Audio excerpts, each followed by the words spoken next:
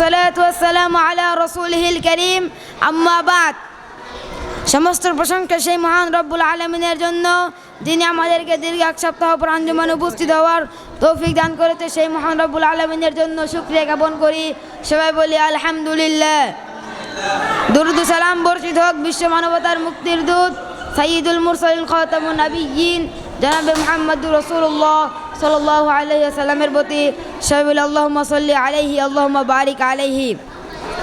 সম্মানিত উপস্থিতি, আজকে আমার আঞ্জুমানের পক্ষ থেকে বিষয় দেওয়া হয়েছে দান সাদগার ফজিলত।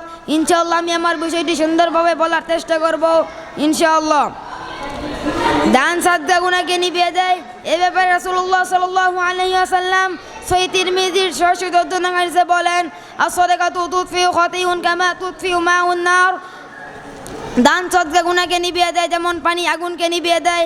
অর্থাৎ কোনো ব্যক্তি যদি দান করে তাহলে তার গুনাহ এমনভাবে মুছে বা মিটিয়ে দেওয়া হবে যেমন পানি আগুনকে নিভিয়ে দেয়।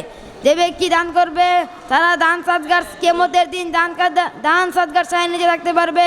এ ব্যাপারে রাসূলুল্লাহ সাল্লাল্লাহু আলাইহি ওয়াসাল্লাম সহিহ তারগিবের 873 নং হাদিসে বলেন, ইন্না সাদাকাতা তুতফিউ আন আহলি হারওয়াল কুবুর ওয়া ইন্নামা ইয়াস্তাদিলু ইউমিনু ইয়াউমাল কিয়ামাতি ফি দিল্লি সাদাকাতা। নিশ্চয় যে ব্যক্তি দান করবে কবরের উত্তাপ তার জন্য ঠান্ডা করা হবে এবং মুমিন কিয়ামতের দিন তার ছায়ার নিচে অবস্থান করতে পারবে। অর্থাৎ কোনো ব্যক্তি যদি দান করে তাহলে মৃত্যুর পর তার কবরের উত্তাপ ঠান্ডা করে দেওয়া হবে এবং কিয়ামতের দিন, যেদিন মানুষের 1 মাইল উপরে সূর্য থাকবে, সেদিন তারা দান সাদগার ছায়ার নিচে থাকতে পারবে। দান সাদগার নেকি অপরিসীম।